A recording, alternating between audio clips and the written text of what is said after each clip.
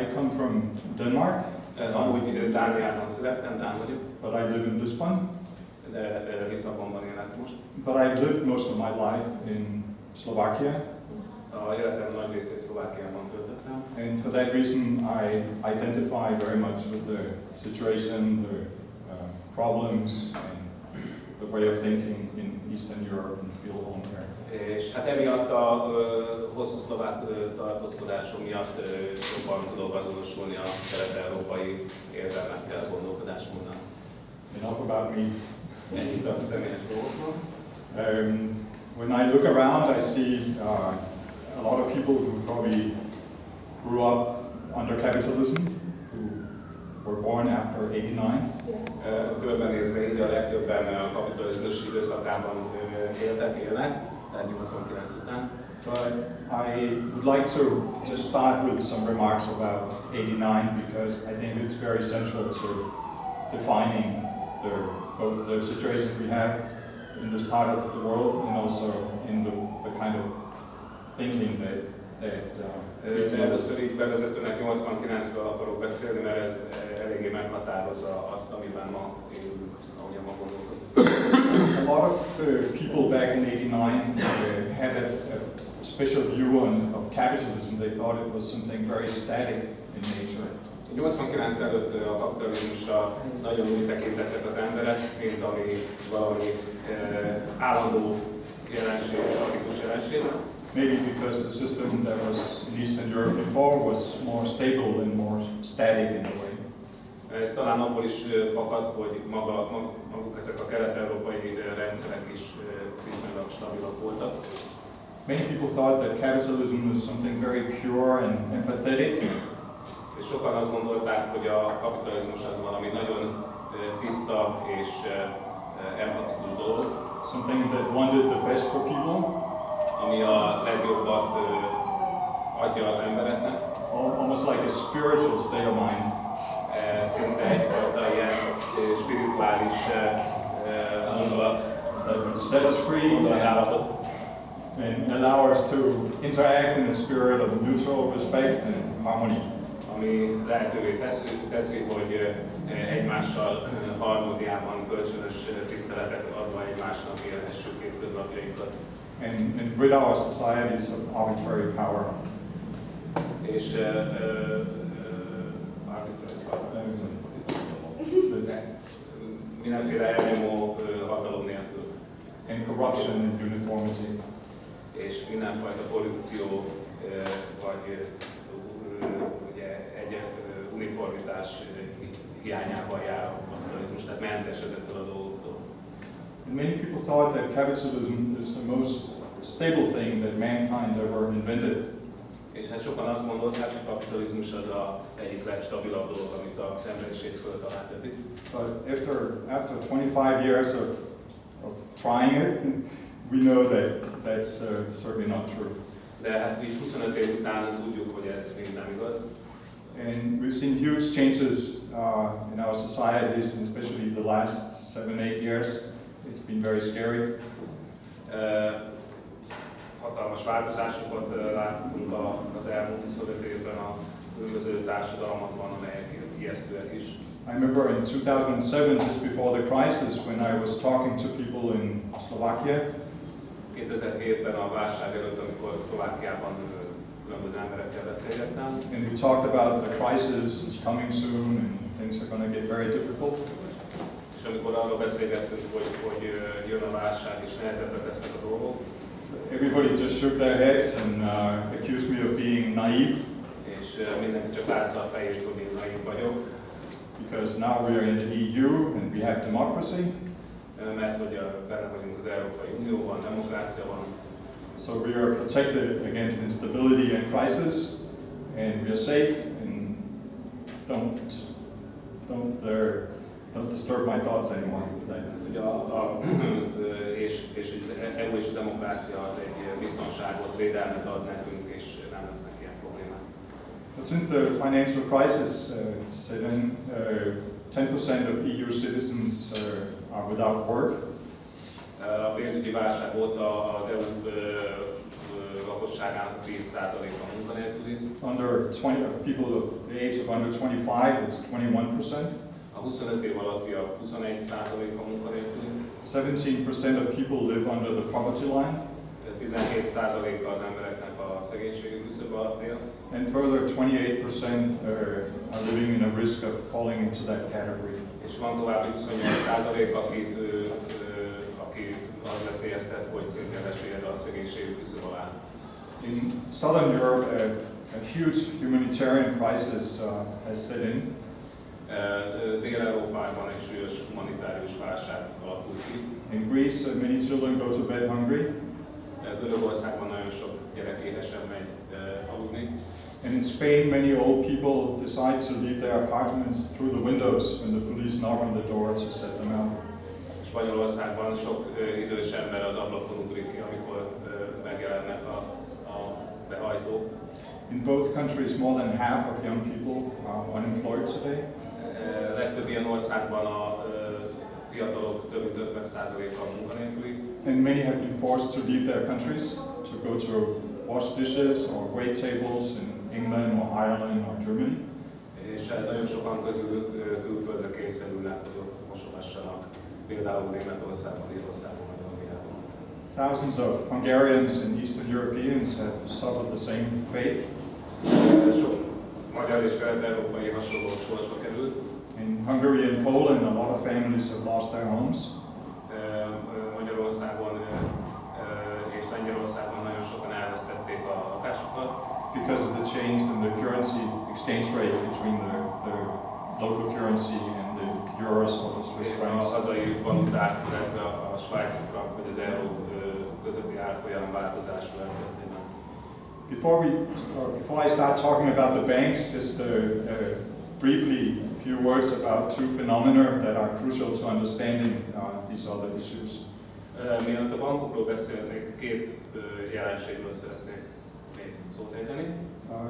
In the 80s, a new economic doctrine swept through the world. A 80-as években egy új gazdasági doktrína söpört végig a világon. Neoliberalism. A neoliberalizmus. And neoliberalism had its roots in the time after the Second World War. Aminek a gyökerei a második világháború utáni időszakra vezethetők vissza. But it first came to dominate economic thoughts after their power was taken by Reagan and Thatcher. De igazából Reagan és Thatcher hatalomra kerülésével terjedt jobban el. In the beginning of the 80s. A 80-as évek elején. And started to mold their societies according to this economic doctrine. És hát ezek a vezetők próbálták a társadalmakat ebbe a neoliberális doktrinába belepréselni. And the rest of the world also. És utána sok más országban is hasonló folyamat zajlott le. A lot of state companies were privatized. Nagyon sok állami vállalatok privatizáltak. Regulatory frameworks were abolished or weakened. A szabályozásokat gyengítették vagy eltörölték. A lot of public services were outsourced to private companies. Nagyon sok közszolgáltatást szerveztek ki magáncégekhez. And welfare budgets were cut everywhere. És hát a jóléti kiadásokat is jelentősen csökkentették. In Germany and England, for example, the two power centers of Western capitalism, a nyugati kapitalizmus két erőközpontjában, Angliában és Németországban. Today, about a quarter of the population in each of those countries live under precariat situation.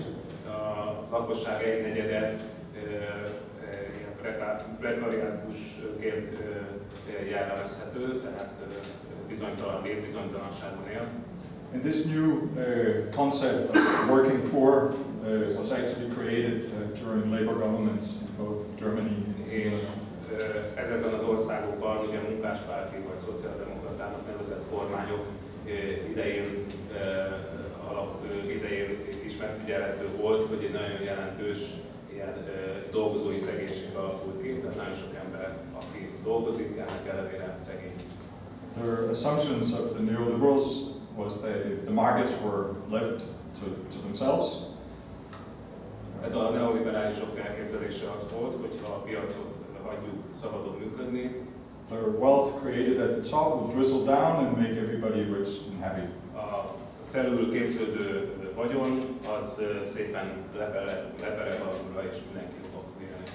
And it was at the absolute peak of this neoliberal power that Eastern Europe entered into the Western capitalist economy. És ennek a neoliberális hullámnak a tetején történt meg az, ugye 89 körül, hogy a kelet-európai országok a nyugati kapitalizmus vezették be, vagy az alakult ki.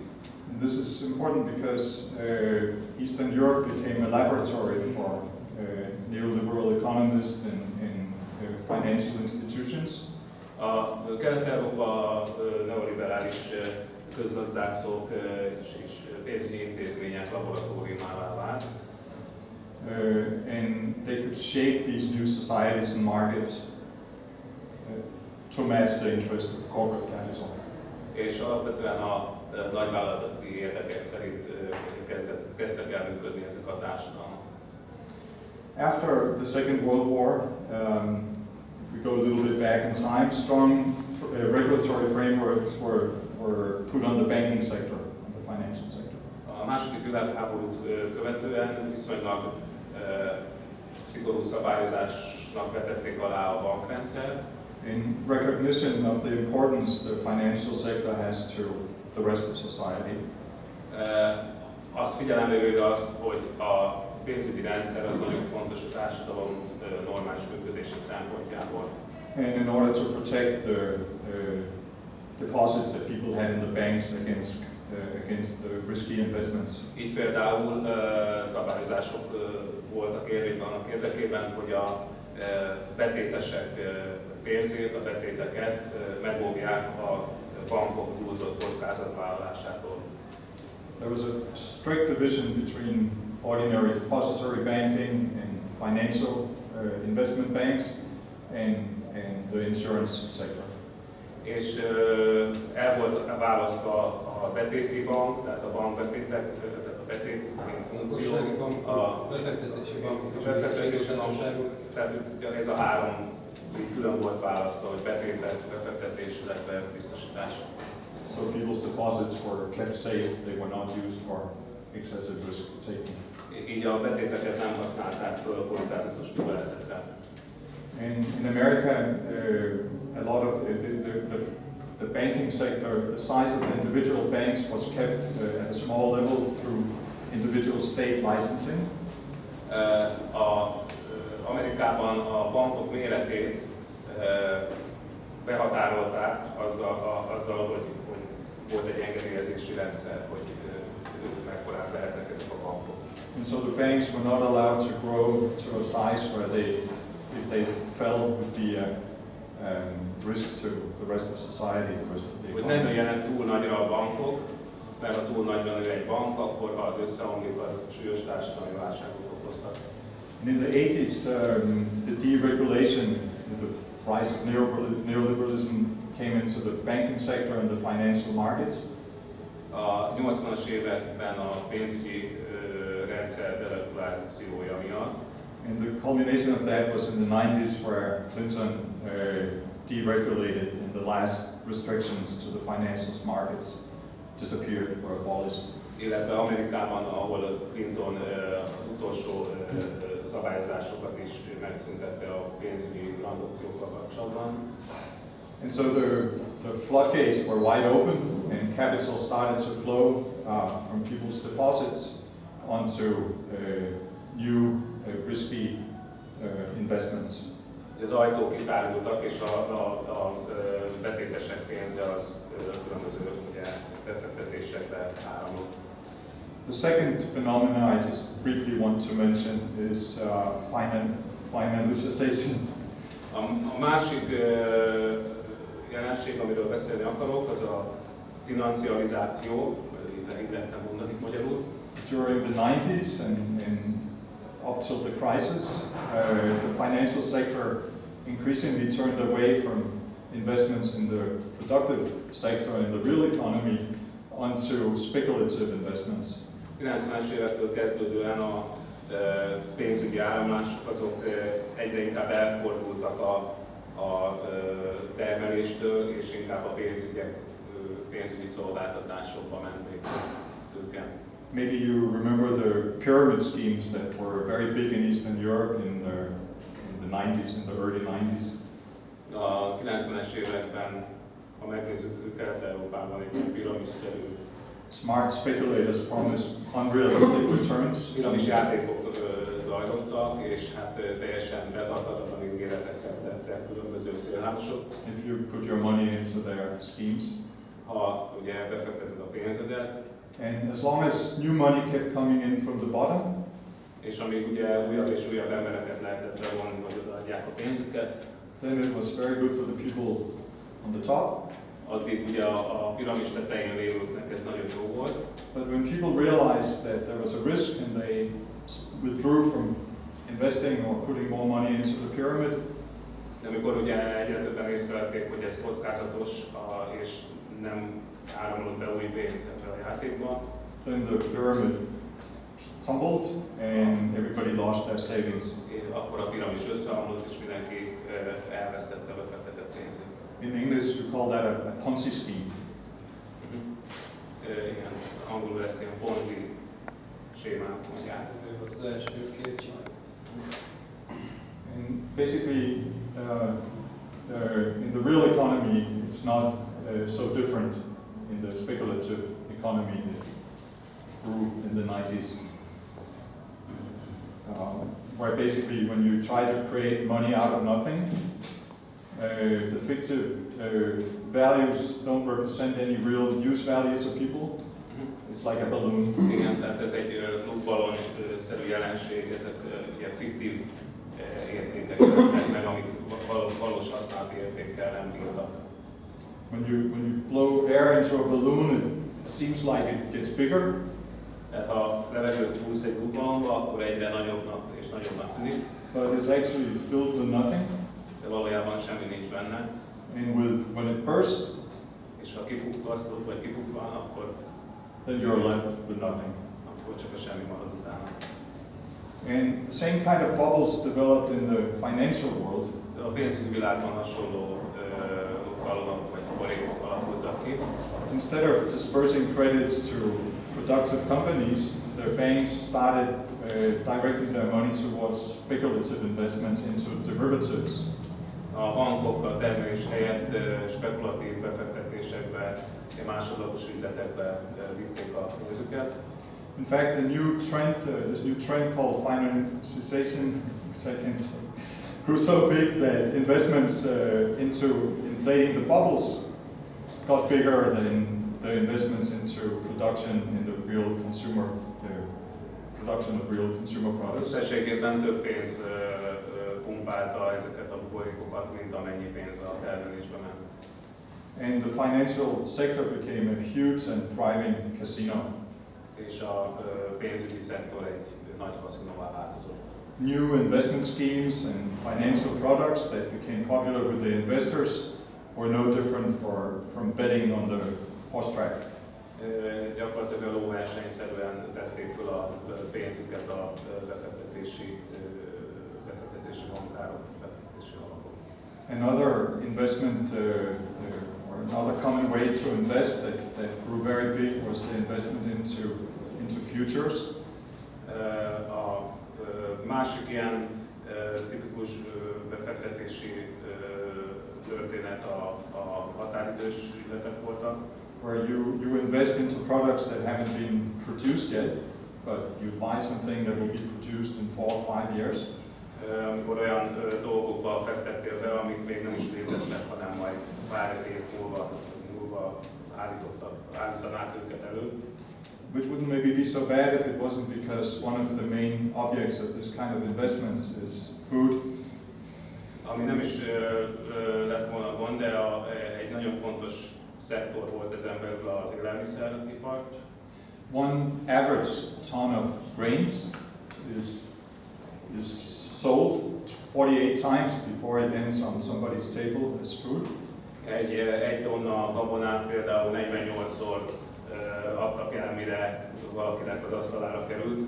And every time, these 48 times, some little bit is added to the price. És minden ilyen tranzakció csak rátett az árra. So the future markets have driven up the food prices. És ezek a alternatív piacok fölnyomták az élelmiszerárakat. And caused malnutrition and starvation in the third world. És a fejlődő országokban tömeges éhezést okoztak ezzel.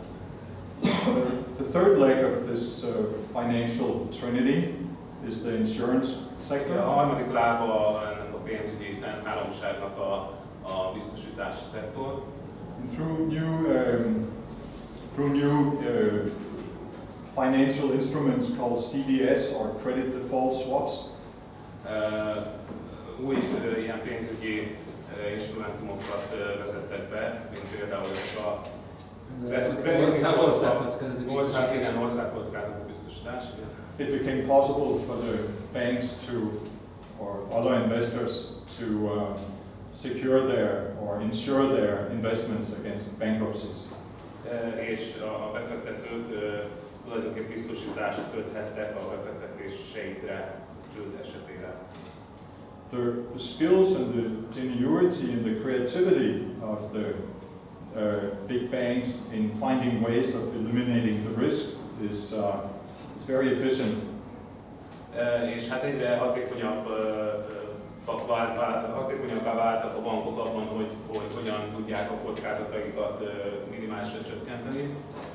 Imagine that you go to thousands of poor people and people who are often financially illiterate, who don't understand what they sign. Képzeljünk el több ezer embert, akik a leggyakrabban ugye nem értenek a pénzügyekhez minimálisan. And you offer them a loan to buy a house. És hát ajánlasz nekik egy hitelt, hogy házat vegyenek belőle, lakást vegyenek. Where you structure the loan. So the first couple of years you have a fixed interest rate. És az első években, tehát egy olyan hitelkonstrukciót alakítasz ki, amelyben az első években fix kamatozás van hitel. And you very well know that when this grace period, the first few years is over, then the interest rate becomes adjustable and it will be impossible for the buyers to pay the installments to the bank. És amikor lejár ez a türelmi időnek hívják talán, ez a néhány éves fix kamatozási időszak, akkor a kamatok ugye megszűnnek fixek lenni, és abból lesznek a gondok. Nem tudják visszafizetni már magas kamatozás miatt a hiteltől részt. So what do you do with all these useless loans? És akkor mit kezdesz ezzel a sok bedölt hitellel? You slice up the loans. Felszeleteled ezeket a hiteleket. To spread the risk. Hogy eloszlat, tehát hogy kiegyenlítsd, vagy szétterítesd a kockázatot. And then you bundle the little slices into securities. És ezeket a kis szeleteket értékpapírokká gyúrod össze. You buy a AAA rating from the rating agencies.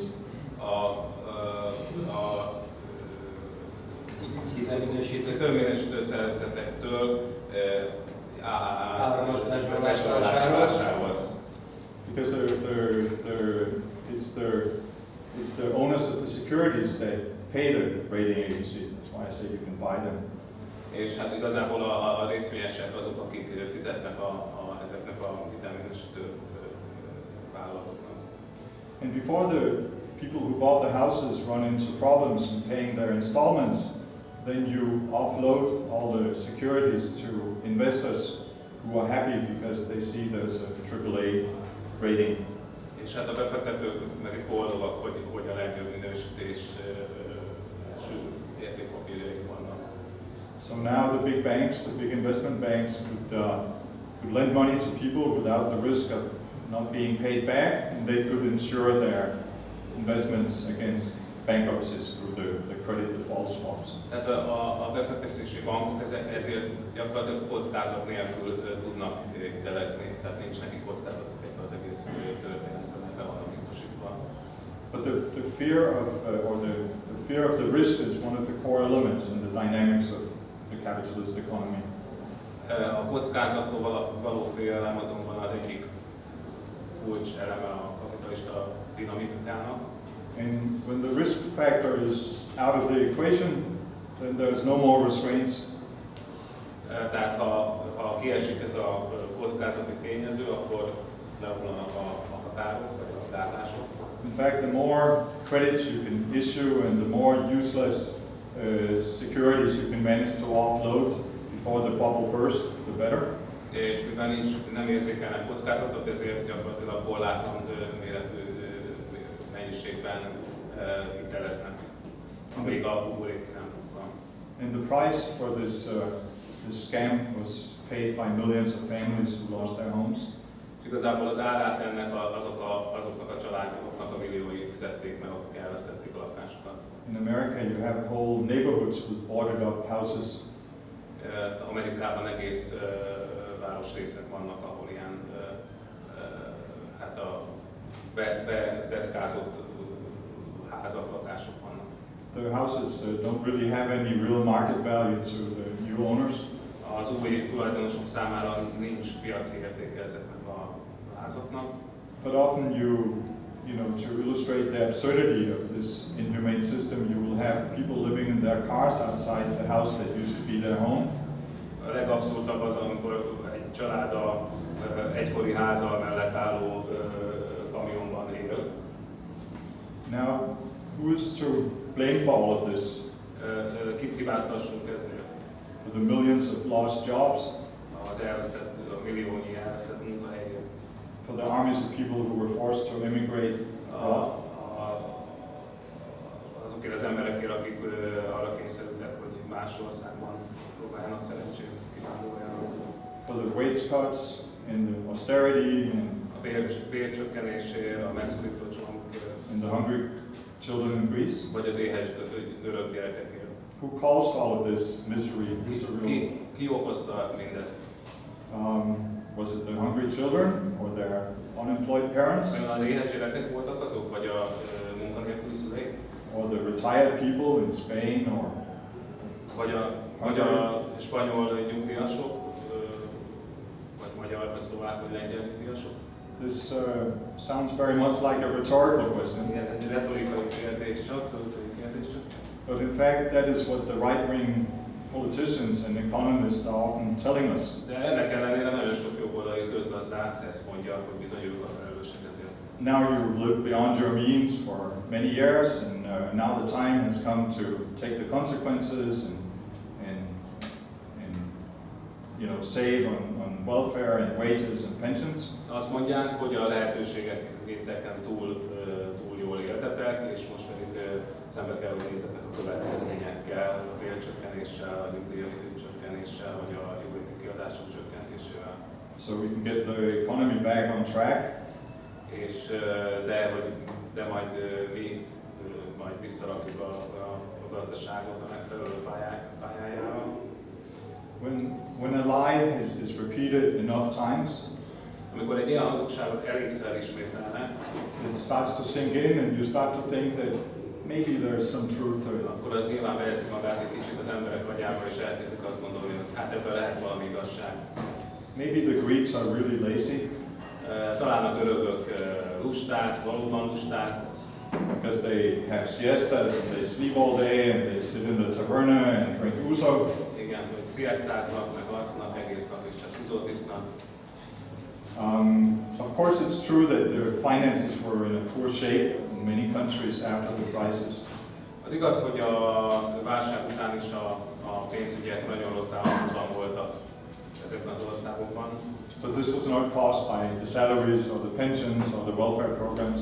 De ezt nem a fizetések, vagy a nyugdíjak mértéke, vagy a jóléti kiadások okozták. It wasn't even the result of a political decision by politicians. Igazából még csak nem is politikai döntés kérdése, vagy politikusok okozták ezt a dolgot. You can accuse the politicians, and rightly so, for the way they handled the crisis, but not for causing the crisis. Tehát a politikusokat felelőssé lehet tenni azért, hogy hogyan kezelnek egy válságot, de azért igazából nem, hogy ők okozták volna ezt. The national fiscal crisis came because the states were forced to bail out the banks. Tehát a egyes nemzetállamok költségvetési válsága az a bankok megmentéséből fakad részben. Many people lost their jobs and the state lost tax revenues because of that. Nagyon sokan elvesztették a munkájukat, és ebből ugye jelentős adóbevétel kiesés volt. And many people became dependent on state benefits. És nagyon sokan ugye jóléti ellátásokra szorultak, akik munkanélkülivé váltak.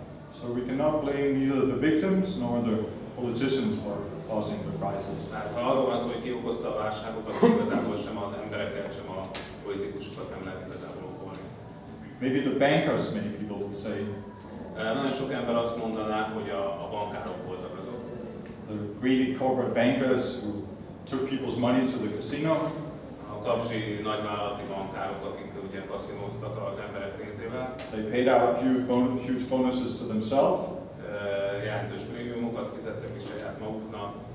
Then they lost the money and asked the taxpayers to cash out. Majd elvesztették az összes pénzt, és a kormányok pedig megmentették a bankjaikat. But my answer to that is no. Az én válaszom erre, hogy nem így van. This is not a moral problem. Nem egy erkölcsi probléma. Even if you put the most honorable people of high moral standing in the boards of the banks, Ha még a legerkölcsösebb embert is rakod egy banki igazgató tanácsba, it wouldn't change a thing. nem változna semmi. You can't, one Danish economist said, you can't blame a shark for behaving like a shark and not like a trained dolphin.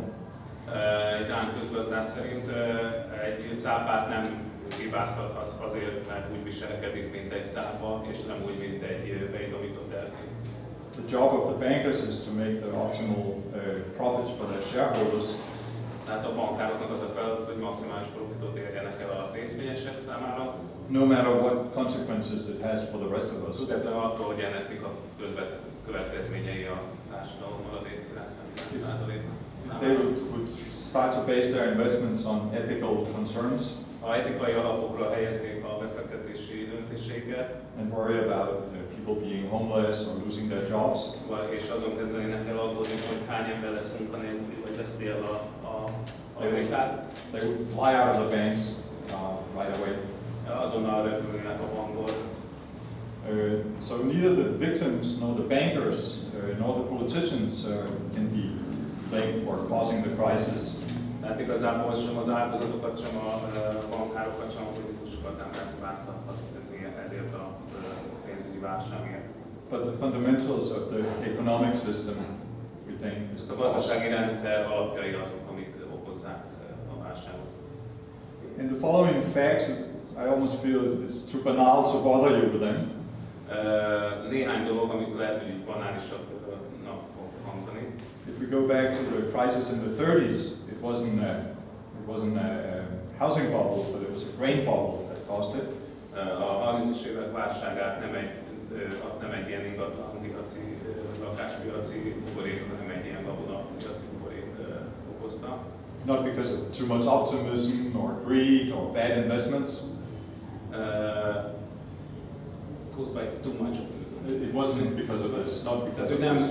nem túlzott optimizmus, vagy a kapcsiság, vagy a elrontott spekuláció okozta ezt a válságot. But because of a super high production for 3 years after each other. Hanem az, hogy egy nagyon magas termesztési mennyiségek voltak 3 egymást követő évben. Both in Europe, in the States, and in the Soviet Union. A Szovjetunióban és az Egyesült Államokban is. So the prices were forced down. És emiatt az árak esni kezdtek. And the overproduction spread panic in the market. És a túltermelés pánikot okozott a piacokon. Everybody tried to sell their grains at whatever price they could get. Mindenki bármilyen alacsony áron is hajlandó volt eladni a gabonáját. The farmers went bankrupt. A farmerek, gazdálkodók tönkrementek. And the land prices went down. Ugye a termőföldárak csökkentek. the banks couldn't recover the losses. És a bankok nem tudták ezeket a veszteségeket pótolni. So many banks also Nagyon bankrupted. sok bank is tönkrement. People lost their deposits. Emberek elvesztették a betéteiket a bankokban, Then the consumer market was dragged into the crisis.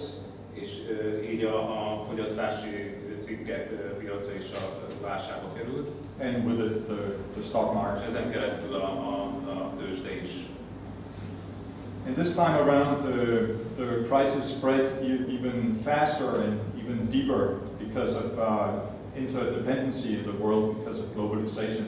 A legutóbbi válság az különösen gyorsan terjedt el, mert sokkal nagyobb az országoknak az egymástól való függősége.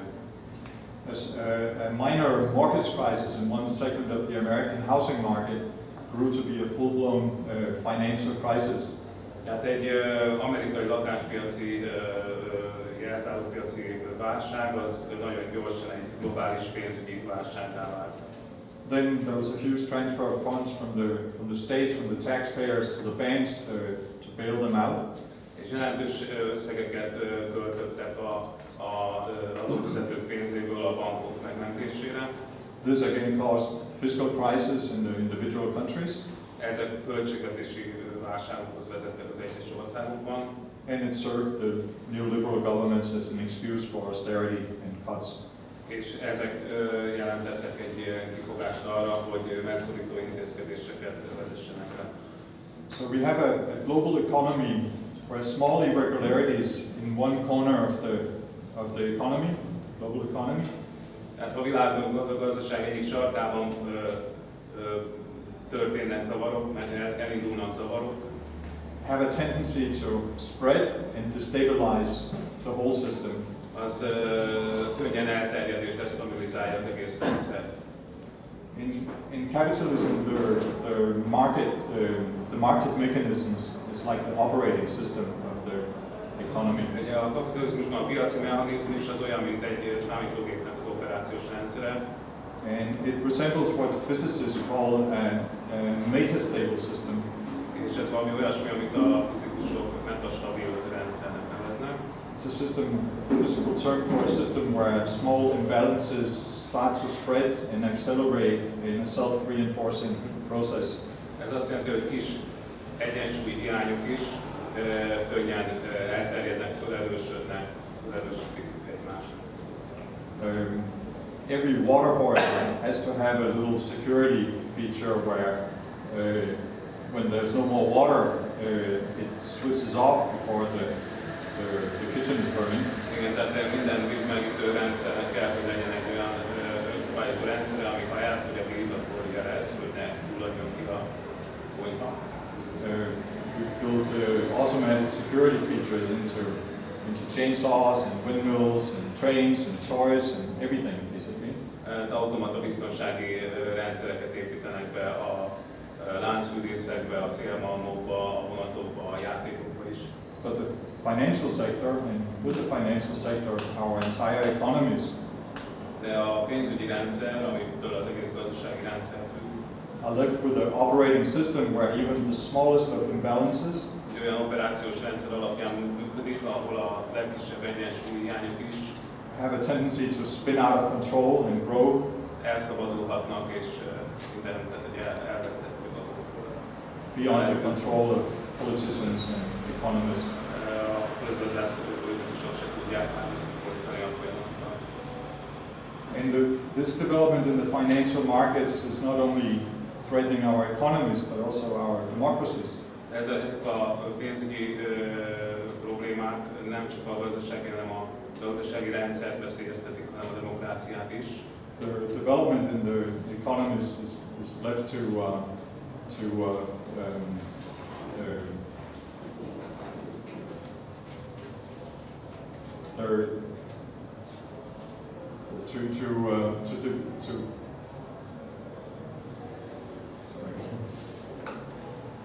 they're left to the market, to the moods of the market. Tehát ugye a fejlődés az a piacoknak a hangulatára van bízva. And how are politicians supposed to react to developments that they cannot predict and they cannot resolve? És hogyan is reagálhatnának a politikusok olyasmire, amit nem tudnak előre jelezni? Nobody ever asked this question. Sose tesszük fel ezt a kérdést. And the politicians are left with cleaning up the mess. Így a politikusoknak általában az a dolga, hogy eltüntessék a romokat, which is created by a financial system which is beyond their control. Amit egy olyan pénzügyi rendszer okoz, ami fölött nincs kontrolljuk igazából. So the banks, banks have taken our economies and our democracies hostage. Tehát a bankok rabul ejtették, fogságba ejtették a gazdaságaikat és a demokráciánkat. And the financial sector is the foundation of all economic activities. És a pénzügyi rendszer vált a minden gazdasági tevékenység alapjává. So unless we bring it under control, tehát ha csak nem valamilyen kontroll alá helyezzük ezt, it's going to push our economies over the edge the next time a bubble bursts. Ugyanúgy ki fogja ütni a gazdaságot a következő felfúvódott robbanásokor. Now, where does that leave us? How do we just do that? Mit lehet ezzel kezdeni? Mit lehet ezzel csinálni? It's not so easy, but before we look at that, let's try to look at what a democratic banking system would look like in reality. Mielőtt erre válaszolnánk, hogyan néznek ki egy demokratikus közösségi bankrendszer? A közösségi az jelenthet minden, ami ugye nem magántulajdon, tehát közösségi tulajdon vagy állami tulajdonú bankrendszer, de most használjuk a közösségi szót. The banks were under public control. Obviously, a lot of these things we've experienced could not happen. The societies would have influence on the development. Ha valami közösségi ellenőrzés lenne a bankok fölött, akkor a társadalomnak nagyobb befolyása lenne a bankok működésére. And the banks cannot manipulate with our democratic decision making. És a bankok nem tudnák a demokratikus döntési folyamatokat manipulálni. Finance could be channeled towards production and innovation and creation of jobs. És a pénzek, a pénzügyi, mondjuk így a pénz vagy a tőke, az a termelésben, az innovációban, a munkahelyteremtésben áramol. And the whole speculative side of finance that has developed over the last 20 years would disappear. És eltűnne ennek az elmúlt 20-30 évben kialakult pénzügyi rendszerben kialakult spekuláció eltűnne a rendszerből. Through controlling the credit giving, mindez úgy, hogy a hitelezés ellenőrzés alá kerülne, kontroll alá kerülne. we could prioritize and primarily direct the credits towards things that are useful for our societies. A társadalom számára hasznos projekteket kiválasztva, a prioritásba helyezve ezeket a projekteket finanszírozná a pénzügyi rendszer. We could set ethical and environmental standards for where the credits flow. Etikai, környezetvédelmi standardokat állíthatnánk föl a hitelek elbírálásakor. We could, as an example, we could favor electric cars over SUVs. Tehát mondjuk, hogy inkább elektromos autókra fejlesztésére vagy gyártására menne a pénz, és nem ezekre a benzinfaló ilyen terepjárókra. And the financial sector could become a public utility. És a pénzügyi szektor egy közszolgáltatássá válna. Integrated part of our societies which would serve and not exploit the countries.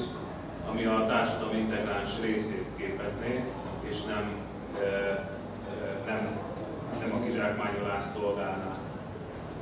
Just like the fire brigades or the libraries or the ahogy a tűzoltóság, a tömegközlekedés vagy a közkönyvtárak. But taking control of the banks does not necessarily make them democratic.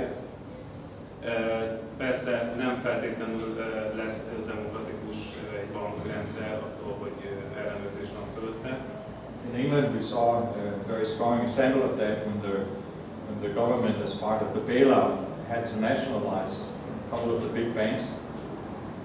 Tehát ugye az angol vagy brit kormány is ugye előfordult, hogy államosított bankokat, ami a bank megmentési procedúra része volt.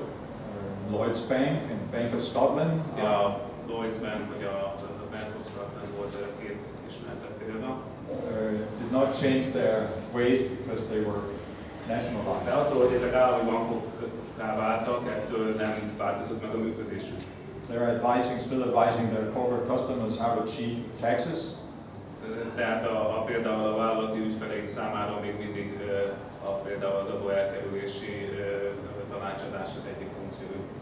And through that they take away money from their shareholders, which is the British government. És próbálják ki a részvényeseiket is félrevezetni. That's why an element of democracy is very, very important when we are now thinking about how to create some models for a democratic banking system. Tehát ugye a demokráciában fontos ilyen szempontból is gondolkozni, hogy hogyan lehet egy demokratikus bankrendszert kialakítani. So what does it mean, democratic banking? Tehát mit jelent, hogy demokratikus?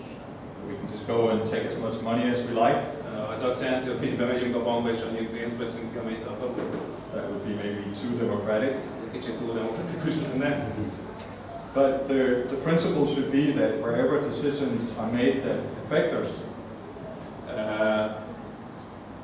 fontos tudni azt, hogy ahol döntéseket hoznak, azok a döntések érinteni is fognak minket, hatással lesznek a döntések ránk. we should also have a say in those decisions. Így az a lényeges, hogy legyen beleszólásunk ezekbe a döntésekbe. And it's not a totally new concept, democratic banking. Ez nem egy teljesen új elképzelés, a demokratikus bankrendszer. Cooperative banks and credit unions have been around for more than a century. Több mint 100 éve ismerünk szövetkezeti bankokat, hitelszövetkezeteket. Of course, every little customer cannot have a say on the credit policies of the banks. Természetesen nem minden ügyfél tud közvetlenül beleszólni a hitelezési politikájába egy ilyen pénzügyi szervezetnek vagy banknak. But through systems of delegate power, de valamilyen módon delegálni tudja a döntését. you can create models where the stakeholders, where the customers and the bank workers have a say. Ki lehet alakítani olyan modelleket, ahol a banki alkalmazottak és a banki ügyfelek közösen is bele tudnak szólni a bank működésébe.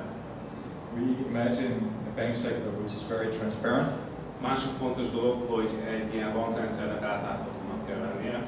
Banks should be governed by democratically elected boards. Bankokat demokratikusan választott igazgató tanácsok kell, hogy vezessék. That are accountable and recallable. Amelyek elszámoltathatóak és visszahívhatóak. And their stakeholders, and the stakeholders I mean the banking staff, their customers, the clients, the small businesses that have their accounts in the banks, and the community organizations or relevant NGOs.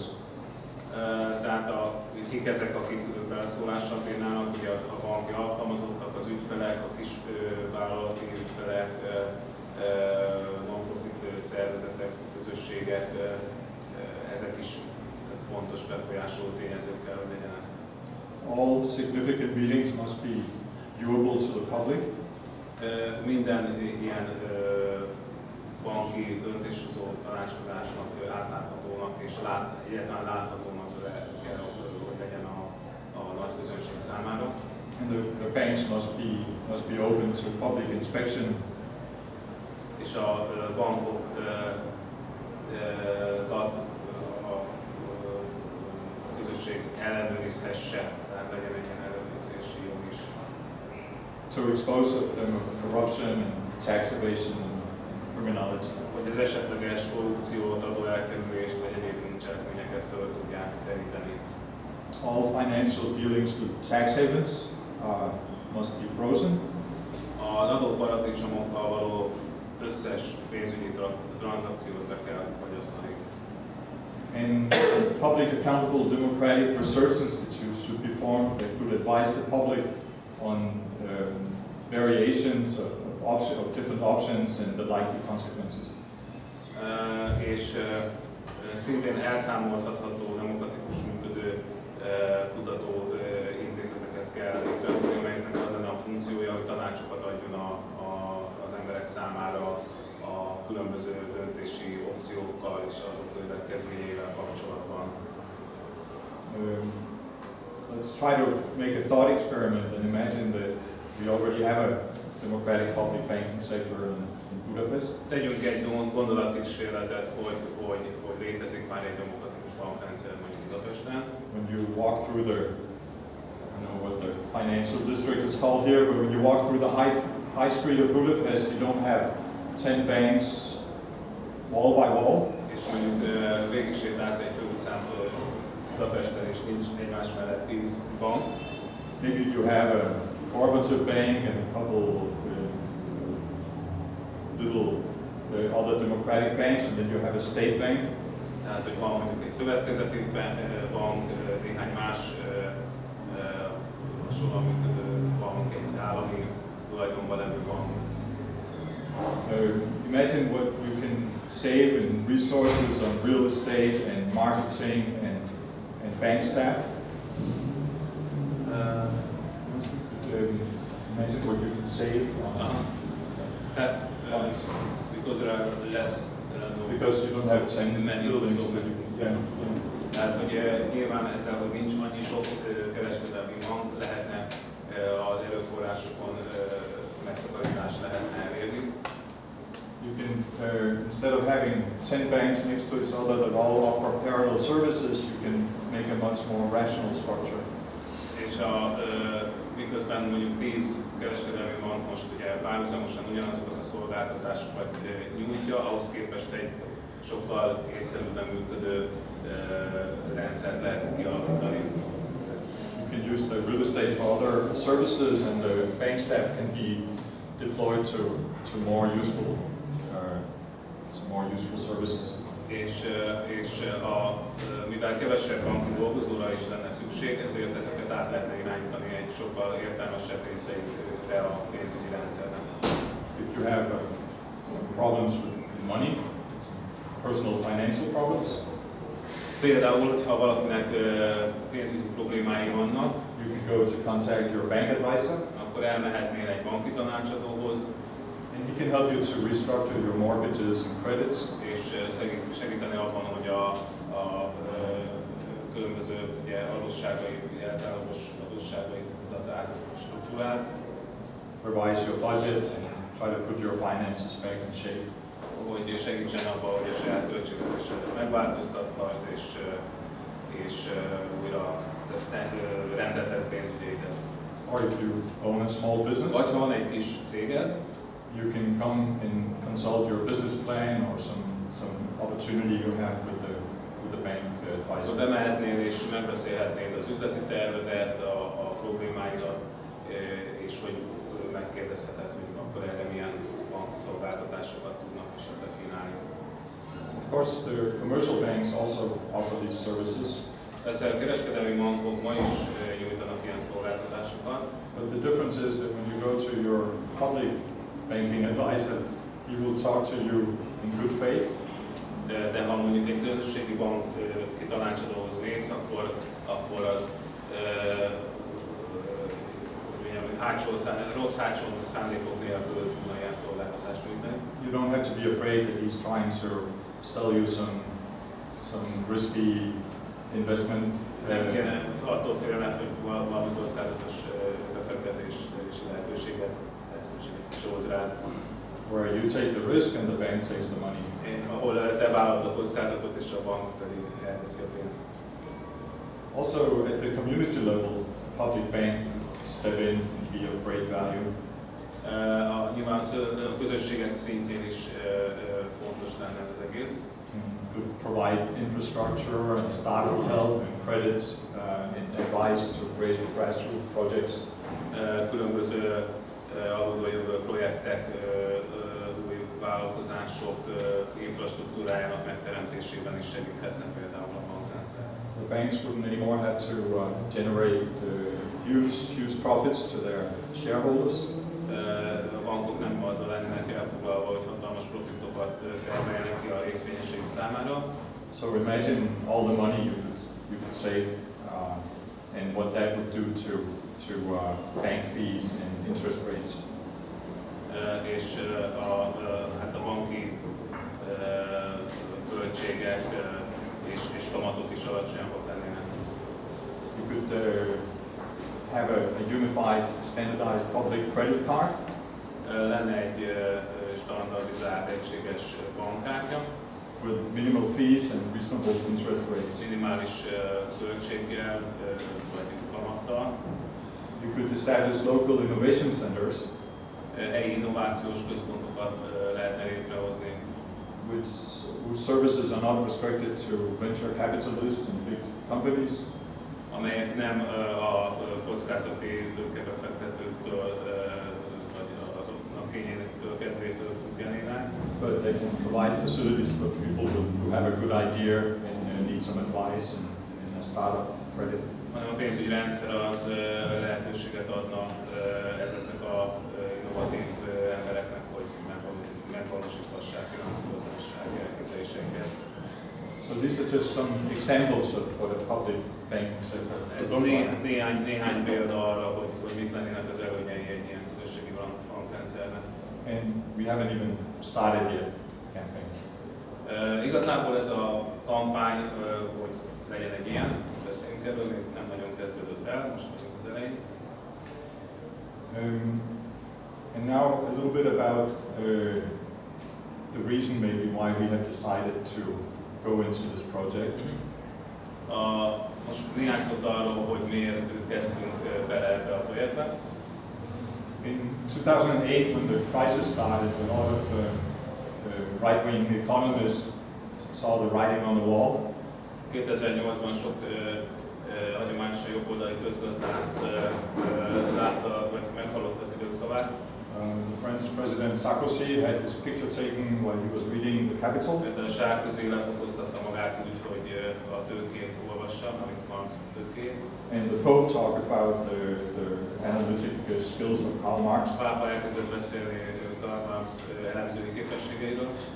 And we all thought that the time had come És azt gondoltuk, hogy akkor már itt az idő, where people would turn their back on the neoliberal doctrine, az emberek hátat fordítanak a neoliberális doktrináknak, and the left would move back in the offensive after all these years of defeats. és a baloldal pedig ismét kezdeményezést, magához veszi a kezdeményezés sok évtizednyi hátrálás után. But none of that happened. De ez nem történt meg.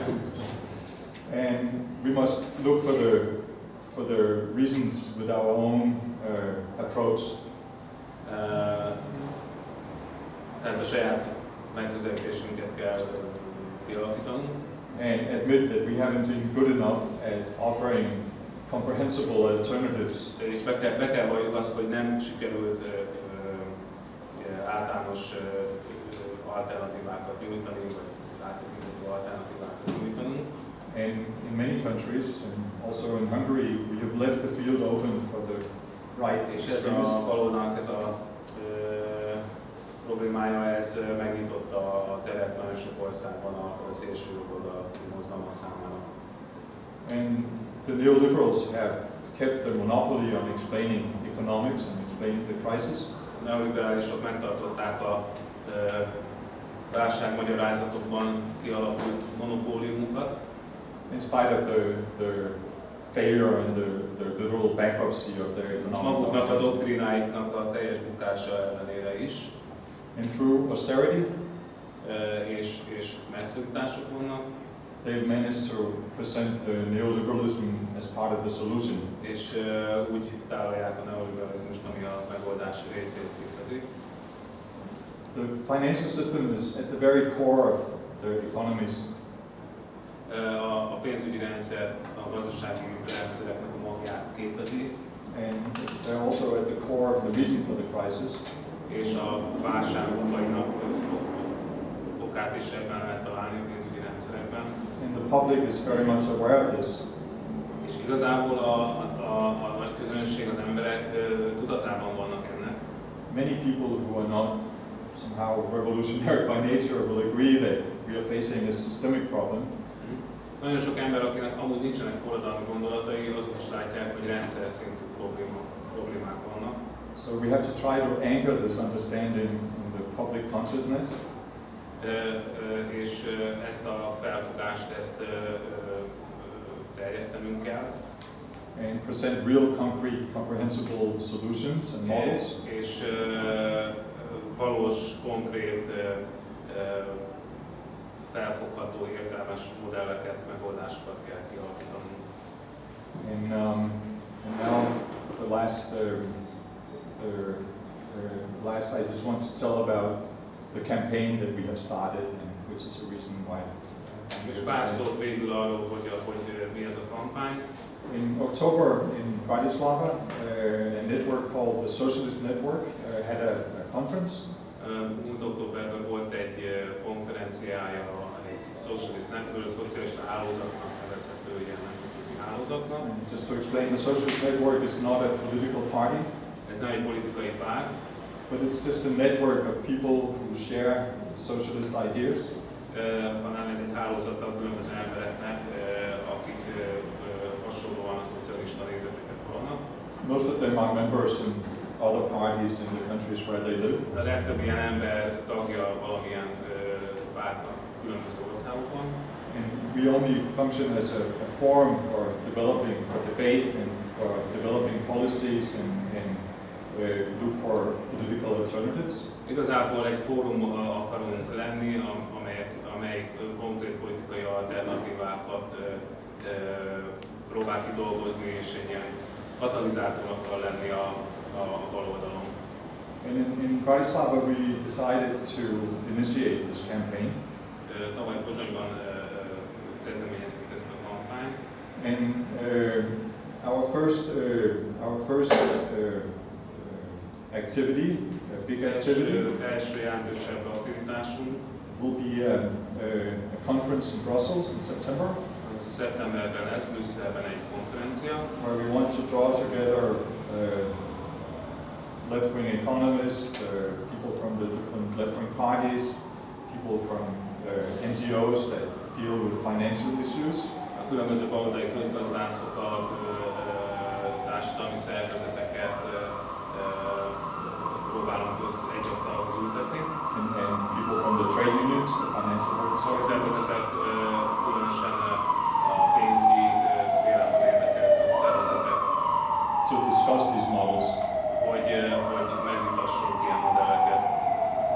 Then during the winter the idea is that we try to establish national conferences in the individual countries. És ezután próbálunk az egyes országok szintjén, az egyes országban külön-külön ilyen konferenciákat csinálni. And try to modify the models to the conditions in the individual countries. És az adott ország helyzetének vagy jellemzőinek figyelembevételével módosítani ezeket a megoldásokat.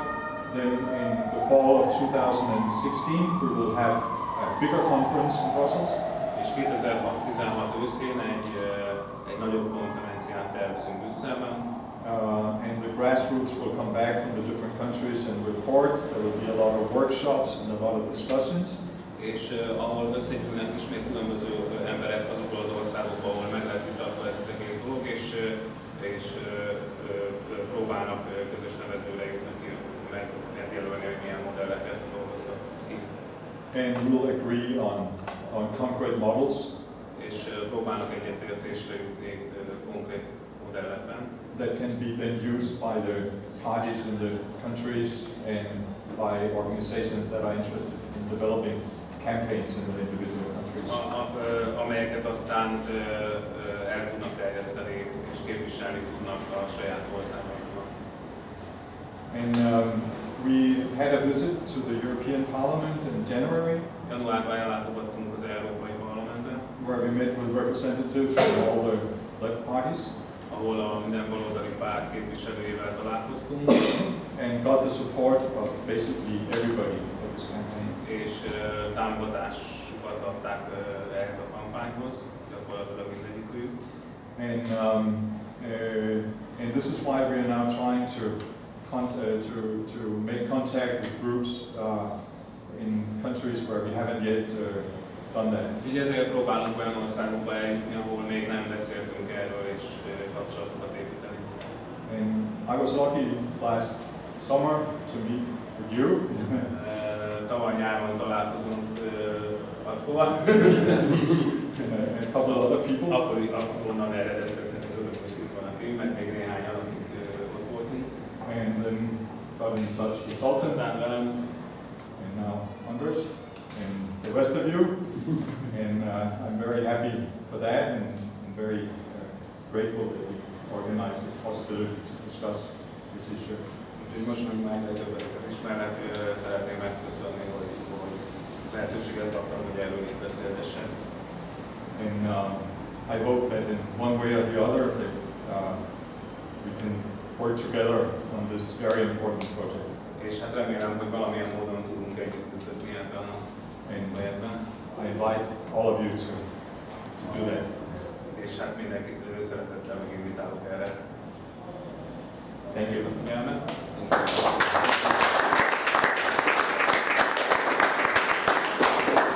Biztos van a kérdés hozzászólás, csak legyen egy moderátor, mert én továbbra is fordítani fogok, hogy valaki vállalja a moderátorságot.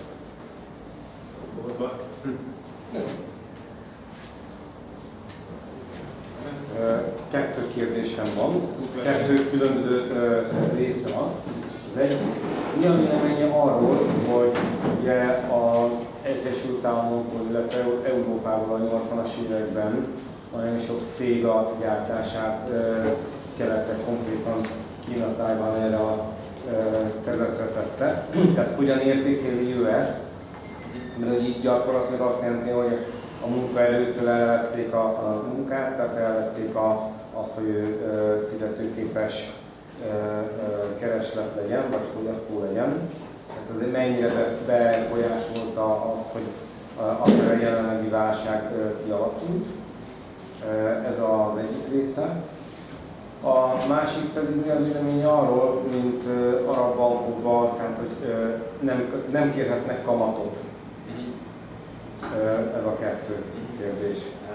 Two questions. First is that since the 80s, companies from the US and from China, Taiwan, etc.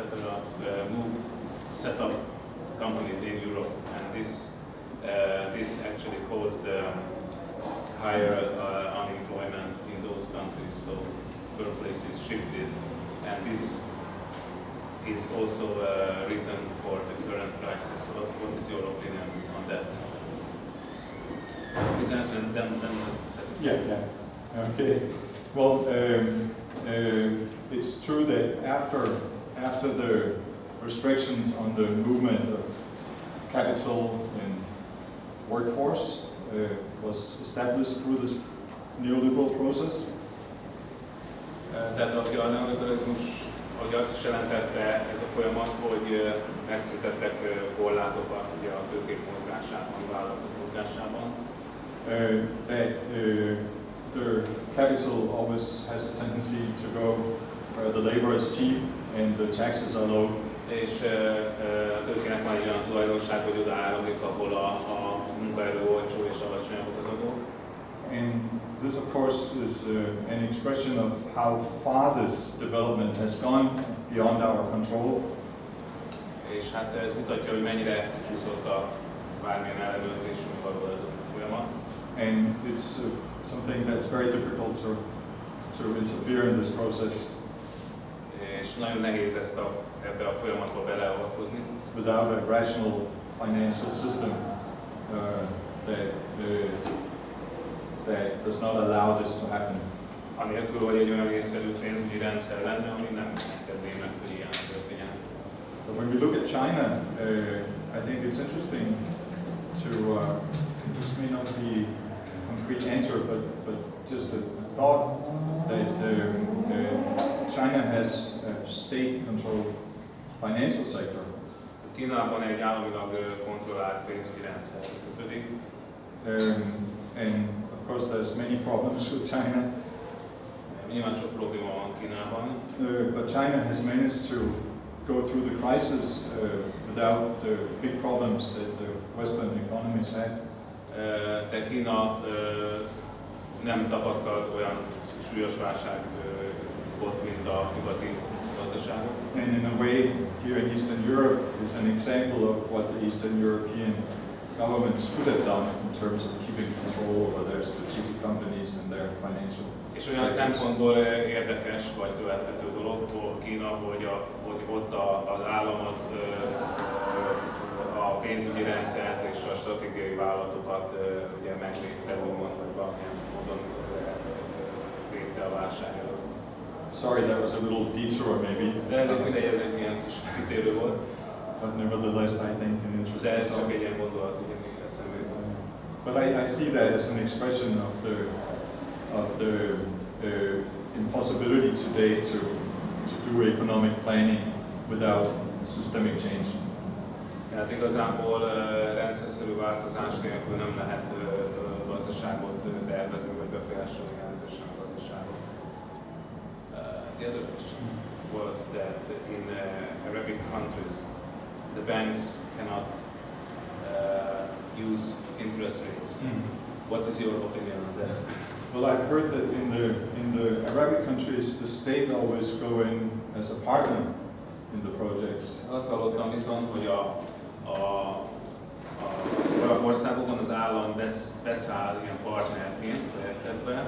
And when they do that, somehow it's okay with God. It's a religious.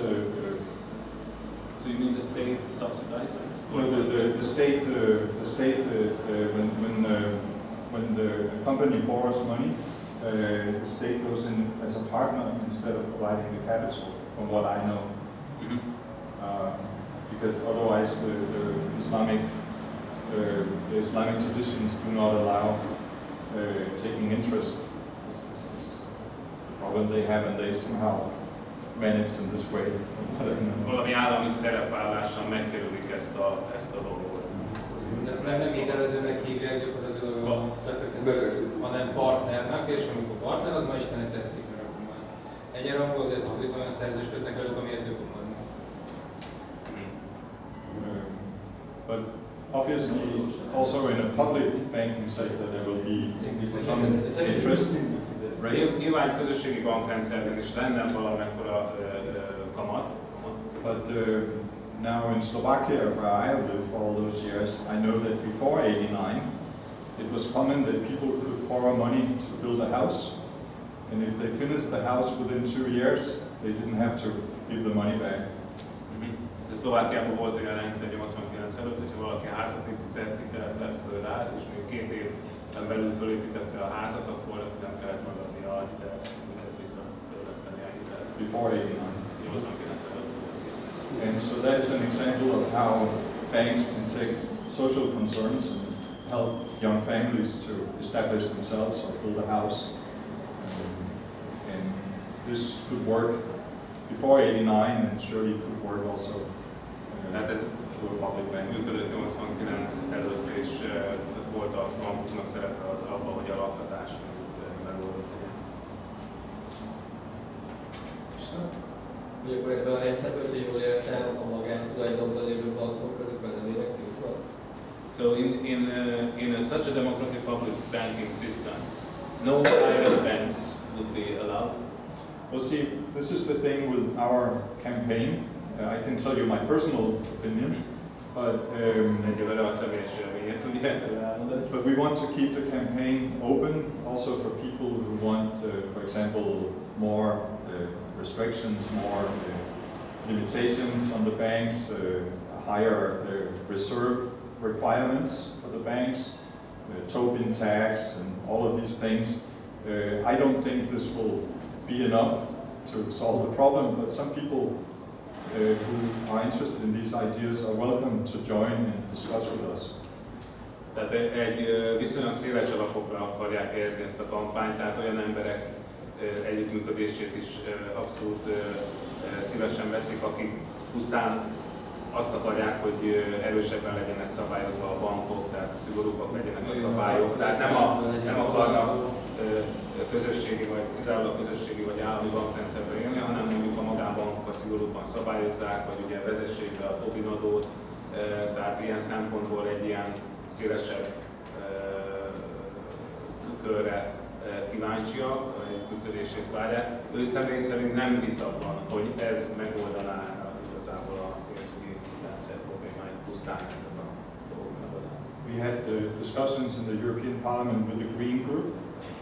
Beszéltünk a zöld párttal, tehát az Európai Parlament zöld frakciójával. And they have a concept called narrow banking. Narrow. Van egy elképzelésük, amit narrow bankingnek hívnak, tehát nem tudom, szűk bankrendszernek. Where the banks will be private, but all the deposits have to go into public or social funds. Ahol a bankok magántulajdonban maradnának, de a pénzek azok ilyen, so money would be in social funds. Into some social funds. Valami fajta társadalmi vagy közös alapba mennének a pénzek. But I think if you do this, why don't go all the way and why leave the private companies to control the financial sector?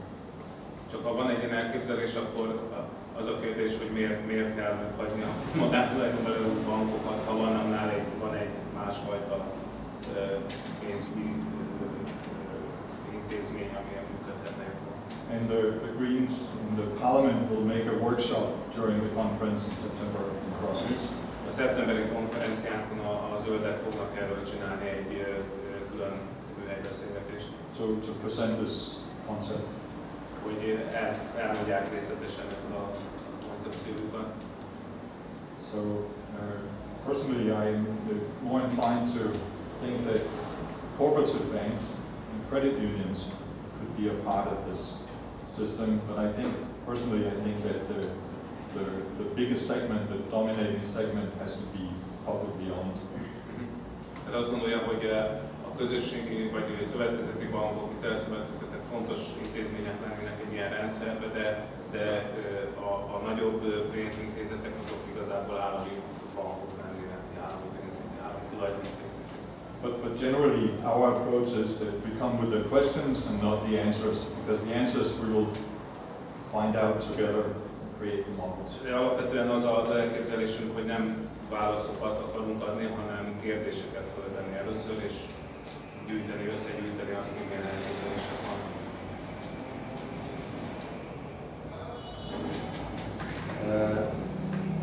Megint olyan a kérdés, hogy összefügg, de azért a két résszel osztanám. Az egyik az a pénzpiac, mint tőzsde, tehát itt a sortolásra kíváncsi, hogy ő neki erről mi a véleménye.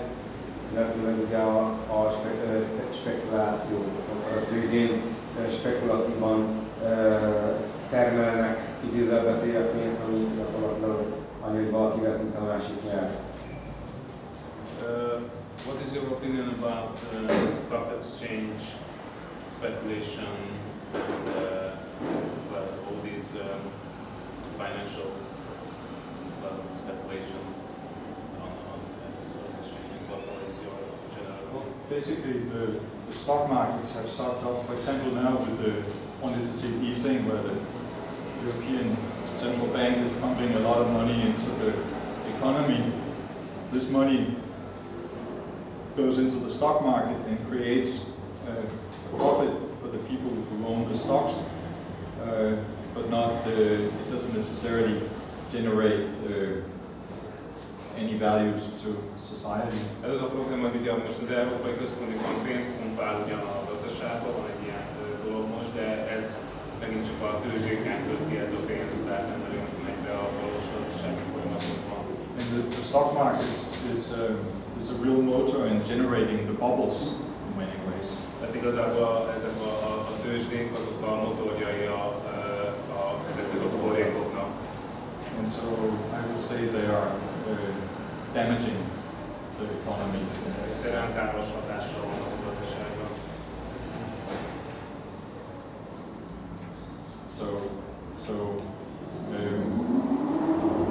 Most of the companies that are traded in the stock markets are strategic companies and companies that are very important for the societies. A legtöbb tőzsdére vitt cég az elég fontos az egyes országok a társadalom szempontjából stratégiai jelentőségű cégek, And if they manage to generate some profits, I think that those profits should belong to the society. És hogy annak profitnak, ami termelődik ezeknél a cégeknél, a társadalomban kéne kitöltenie, és nem a tőzsdén. This is my personal opinion. Ez a személyes véleményem erről. Engem az érdekel, hogy hogyan viszonyul a monopól helyzethez, hogy ezt mindig tartja előnynek, vagy ha jól értem, akkor elég monopól helyzet alakulnak ki ebből az egészből, és ezt eléggé veszélyesnek tartom abban a szempontból, hogy ezzel párhuzamban valami nagyra emelkedett például a korrupció. És említette, hogy ugye úgy szolgálna ez a bankrendszer az embereket, mint hogy a tűzoltóság szolgálja. Ez egy kicsit más helyzet, amikor lespiccelsz egy égőházat, meg amikor milliárdokkal játszod össze-vissza. Tehát ezt pusztán az átláthatósággal akarják megoldani, vagy van erre valami gyakorlatiasabb dolog, hogy hogyan gátolják meg, hogy mindenki lopja, mint ahogy most. Csak még talán jobban meg központosítva lesz az egész. Don't you think that there would be a danger of monopolistic situation in such a democratic banking system which you described? And the monopoly could result in corruption cases. That would be also a big danger if there would be a kind of monopoly situation. And what do you think? Is it enough to just to set up checks for transparency against corruption? Because it's different to have to deal with money than to just put out the fire as a public firefighter. So it's not the same, not exactly the same thing. To operate a banking system, on a public banking system. But basically the question of monopoly, which is a very key question. Well, monopoly is always a risk, whether it's a private monopoly or a state monopoly in terms of corruption. A korrupció szempontjából a alapuló korrupcióban az állami cégek korrupciója ugyanolyan veszélyes. That's why the emphasis on democracy has to be a core element of any new system. Bármilyen új rendszerben a demokráciának egy kulcs elemnek kell lennie, kulcs szervező elemnek. But in the private banking, the corruption is institutionalized as part of the system. A magántulajdonú bankoknál a korrupció az gyakorlatilag intézményesült része a rendszernek. And in a public banking system, at least we can try to eliminate and fight against it. Egy közösségi bankrendszerben legalább lenne lehetőség az ellenőrzésre, kontrollra, hogy ne történjenek korrupciós esetek.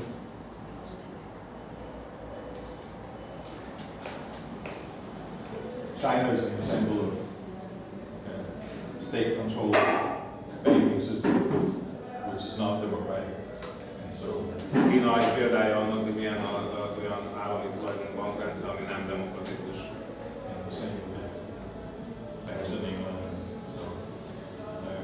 Vagy más államosított, hogy állami tulajdonú bankoknál is az helyzet. Democracy and public ownership have to go hand in hand. Tehát a köztulajdonnal, a közösségi tulajdonnak és a demokráciának az a kéz a kézben kell járnia.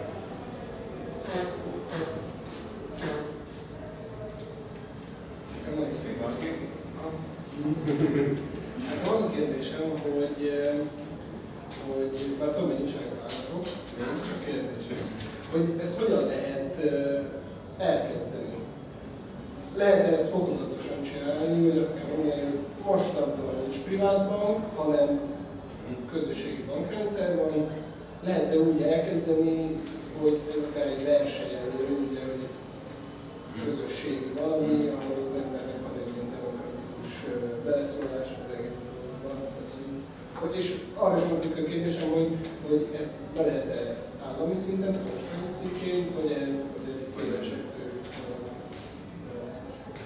What do you think? How can such a system be started? Saying that, okay, from today there is no private banks anymore, or is it possible to give some advantages for non-private and so on, and do it that way.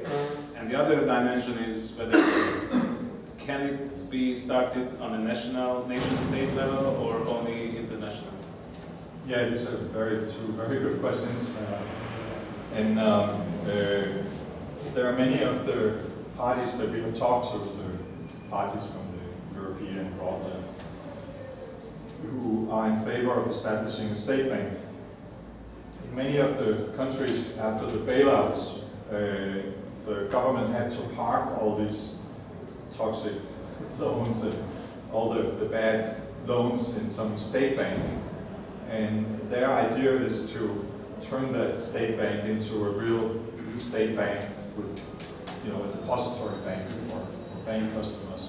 Az egyik a dolog, hogy több baloldali párt is azt mondja Nyugat-Európában, hogy miután a válság idején létrehoztak ugye ilyen úgynevezett, nem mondta nevét, ugye ez a rossz bankok, tehát ahol oda tették az összes befagyott meg rossz hitelt, ugye vannak ilyen speciális ilyen bankok, és hogy ezeket kéne átalakítani normálisan működő állami bankoktá, tehát nyilván amint ugye sikerül konszolidálni, letudni ezeket a rossz hiteleket.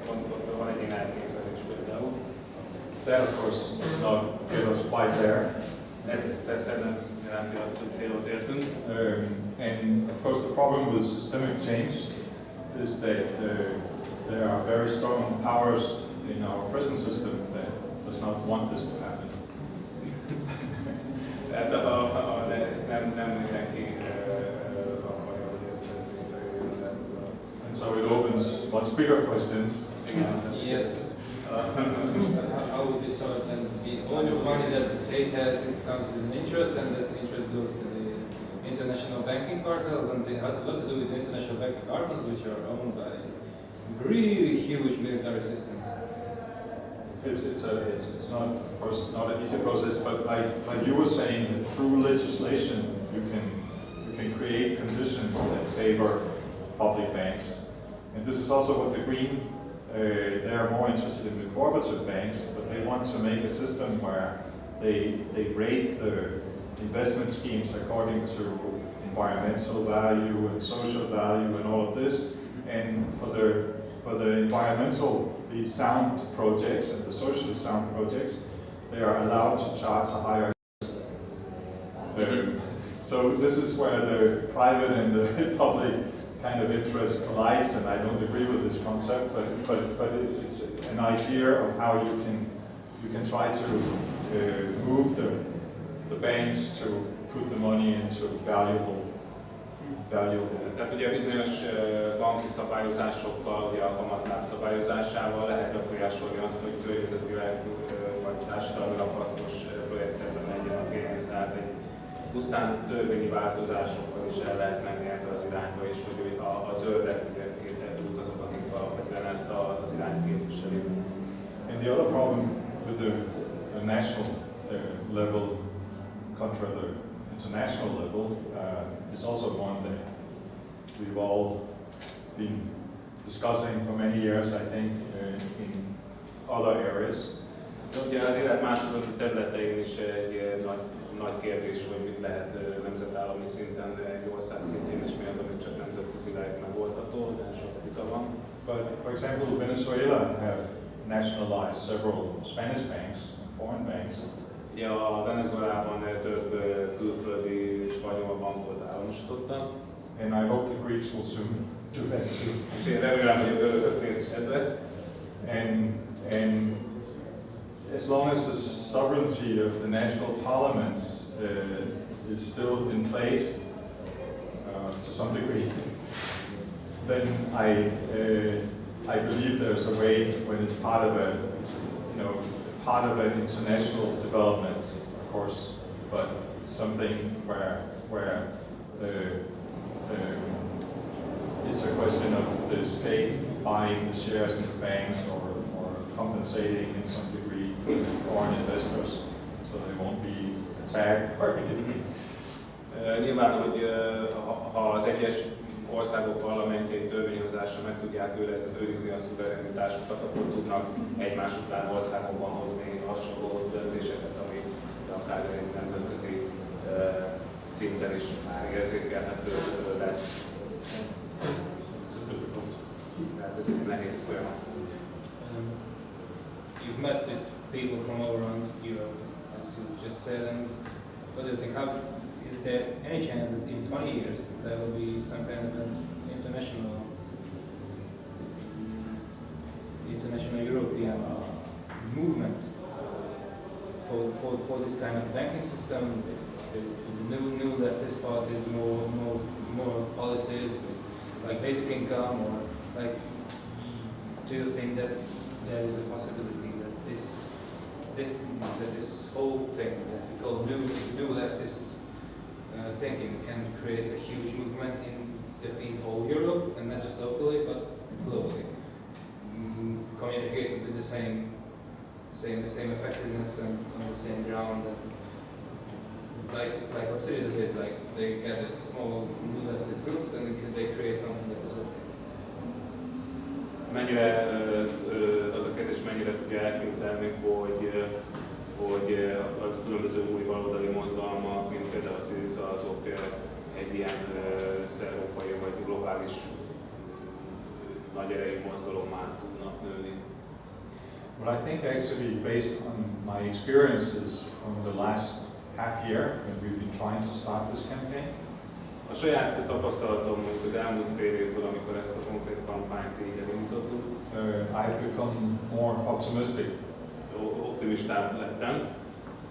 Back in October, we were 25 people sitting in Bratislava and discussing. Tavaly októberben 25-en ültünk Pozsonyba, és beszéltünk erről.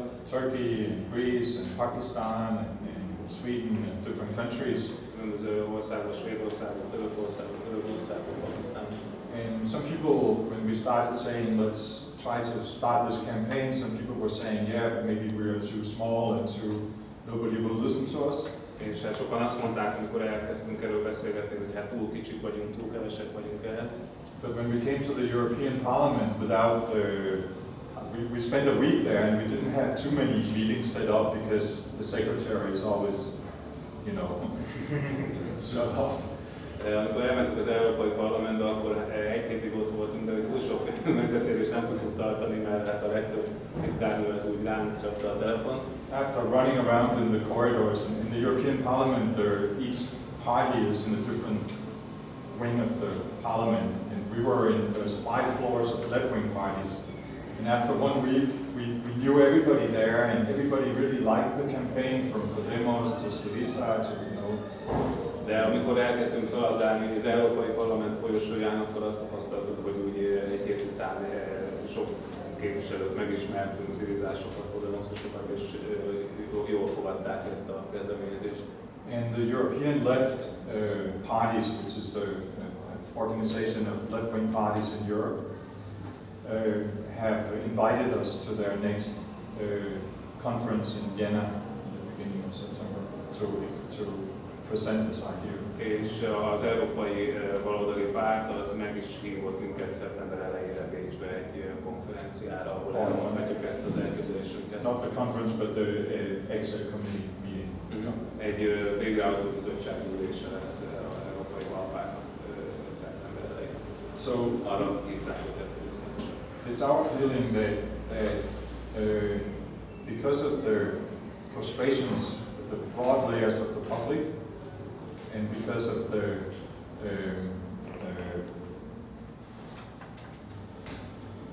understanding of all the left groups that this issue is something that should have been much bigger on the agenda over the last 5 years than it has been, then it's like when we explain the idea, all of these MEPs in the European Parliament and people who deal with politics professionally, they all understand that something like this could be an opportunity for the left to get back in the offensive.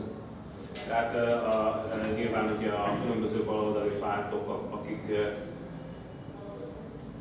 nem kifejezetten gondolkoztak erről a kérdésről, azt most látják, hogy ez egy fontos téma, egy jó téma, amit ők is fel tudnak használni arra, hogy offenzívával elinduljanak. So instead of sitting and crying about we didn't manage to do this and pretend that use the possibility, we can still do it. Igen, tehát, hogy a örökös szomorkodás, meg nyafogás helyett ez valami olyan, amit ugye, amivel elő tudnak állni esetleg. And I do think that there's potential for this a campaign of this nature. Úgyhogy mindenképpen azt érzem, hogy van ebben a kampányban potenciál ezt csinálni. And maybe one more thing, just so you know, because this campaign is not something that we want to control or own, or it's our campaign, but it's something we want people to set up their own campaigns in all the different countries, and as much as we can support them. Nem akarjuk ezt kontrollálni túlságosan, ezt az egész kampányt, azt szeretnénk, ha az egyes országokban is helyi kampányok kialakulnának. Then we are happy to provide contact to speakers and people who have already set up groups in other countries and somehow help to coordinate the campaigns. But we are not some kind of shadow group that works in the social network and want to try to control everything. Tehát tudunk előadót küldeni, biztosítani, tudunk segíteni a nemzetközi koordinációban, igazából erről szól a szerepe a kezdeményezőknek. And some campaigns will be more radical and other countries maybe less, but as long as people start to discuss these issues, then we hope that it will bring some pressure on the politicians. Nyilván azért fontos, hogy nemzetközileg ez koordinálva legyen, olyan országok előrébb tart a gondolkodás ebben van, ahol nem. So in 20 years, should be okay. Még 20 év és minden lesz.